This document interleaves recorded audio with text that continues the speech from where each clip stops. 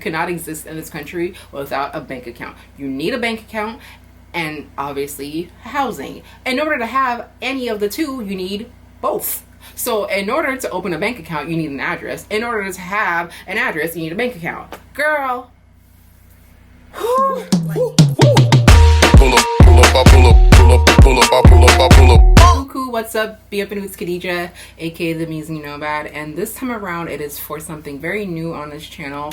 I'm gonna be talking about my experience as an expat or immigrant. You know, I have some issues with those, you know, the expat word or immigrant word, but you know, we can talk about that in a later episode. But anyways, today I'm going to talk about my experience moving to France, integrating into France, and you know, all the little ish that I've gone through. So I'm going to talk about, I have it noted down, okay? So I'm going to talk about work, racism, dating, making friends, moving, getting installed. In French is être installé, like getting installed into the place that you move into. I don't remember the English word for that, so if you know below, let me know. You know what? I should put on my beret. How cliche. Make it extra like Frenchified. How's this for you? Am I an authentic expat now? What do you think? So I've been living in France for nearly 7 years, and my French is still comme ci comme ça va, like j'arrive à m'exprimer. I can, you know, explain myself. I can, you know, survive. I call my French survival French. Like, I'm not at the level where I can have a philosophical debate with you, yet alone even a debate. Like, I ain't at that level, right? But anyways, so I actually came to France through a program called Tapif. If you have done Tapif or you know what I'm talking about, let me know below. So Tapif stands for Teaching Assistant Program in France. And when I applied for it, the first time I applied for it when I was in university, I didn't get accepted into it, and then I applied for it again the following year after I improved my French, and I was accepted into it. And since then I've been living here, and it's been interesting. So first off, we're going to start with moving. So if you want to, as an American citizen, if you want to come and work abroad in France for the first time, you need to have already secured a position, i.e. like you already have a contract with a company, and when you get that contract, you go to the embassy and you get all the documentation that you need, and then you can come. Like, you can't come on a visa, like, you know, the 3-month visa, which you don't have, you know, it's not a real visa, it's just like on your passport. You can't come on that 3-month visa thinking you're going to find something and then stay. Like, it won't work that way. There is a program actually that you might want to consider if you're looking to, you know, get some work experience in France while also like visiting. There is a program that I did where you can basically be a camp counselor. Look it up online. It's like a English camp, and the way you can actually get paid for that, but the way you could get paid is because it's considered a voluntary position, but you get paid, but the pay rate is crap. I'm not gonna lie. They give you like 22 euros a day. So if you work for 2 weeks, you work 2-week contracts, or you work for a month. And you would go around in different areas in France, and sometimes they cover like your transportation. So that is a program that you might want to look into. It's called, I think NACLE is the company, NACLE. So check that out. But I did do that. So if you want to come work for like a week or 2 weeks or a month or whatever in a campsite, you can. And this particular company does programs teaching like English camps throughout the year. So, you know, if you have like time, you can come work and then go be on your way.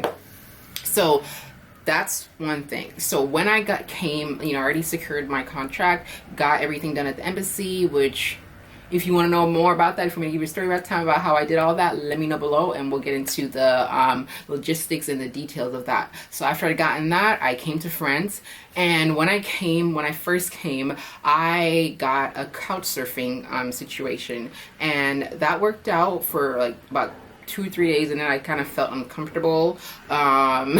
So if you want more information about that, let me know below, and I'll give another story about that. But so after the couch surfing, I was looking on couch surfing actually, and some lady was looking for somebody to rent her room, and she was looking specifically for an English speaker. So I was like, well, hey.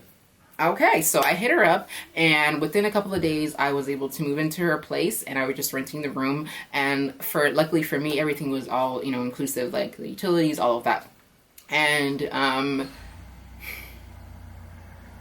before the racism part, let me just continue. So when you do get here, sometimes if you do the Tapif program, sometimes like the schools that they're in connection with will already have housing for you. But in my case, I didn't have that option. I didn't have that opportunity. So I had to come look and scavenge for apartments, and that is an ordeal in itself. One of the things that you need to be mindful of when you come here and you want to, you know, move, installer en France, you need a bank account. Point blank, you need a bank account. You cannot exist in this country without a bank account. You need a bank account, and obviously housing. In order to have any of the two, you need both.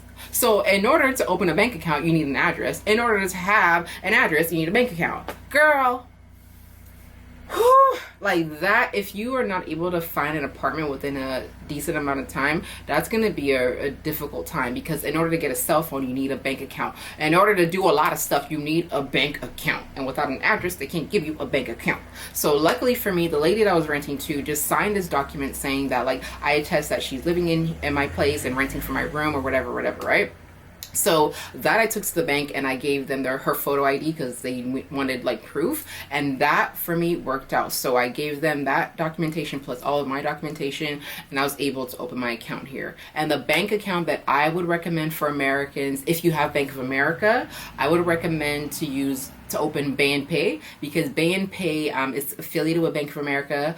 And when you are traveling around Europe, if you take money out of BNP company banks, it's free, so there's no extra charge. And also with Bank of America, when you're taking money out, I think they take out one of the fees that they charge you. And also when you go back home and you want to take money out from your bank account, if you have BNP in France and then Bank of America, when you take out money in the US, there's not going to be that extra fee. So just keep that in mind. So once my bank account situation was open, I was still renting this room from this lady, and then my job started, and I did that job for a year. And then after that was over, the ordeal of trying to stay in France to like renew my visa and also find a job was difficult. So one of the things that you're going to need is a CV, obviously a resume. And one of the things that's really particular, and I think a little weird that they do here, generally on a CV, they want you to have a photo on it. So imagine like a LinkedIn account, but you have a photo on your CV plus all the other information that you need to put in there.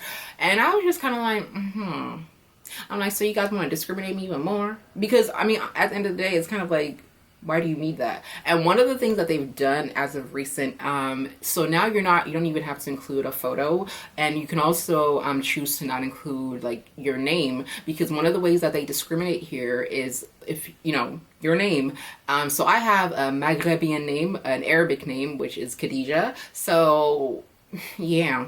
So, you know, when you're job hunting, your name is Kadija, just know if you have Arabic names or really black African sounding names, that might pose a problem. And in this country, they don't do the census, so you don't know like how many black people live here. Like you can't like do statistics to figure out how somebody's being affected by discrimination and racism in a systematic level, because they don't do the census here. So, you know, just be aware of that. If you want to know more detailed information about like, you know, moving, about apartment hunting and all that stuff, let me know, because, you know, I got stories. You know, your girl done been here damn near 7 years. That wasn't a plan, but somehow I've been here this long. Like, girl, I'm just saying, I don't even know how.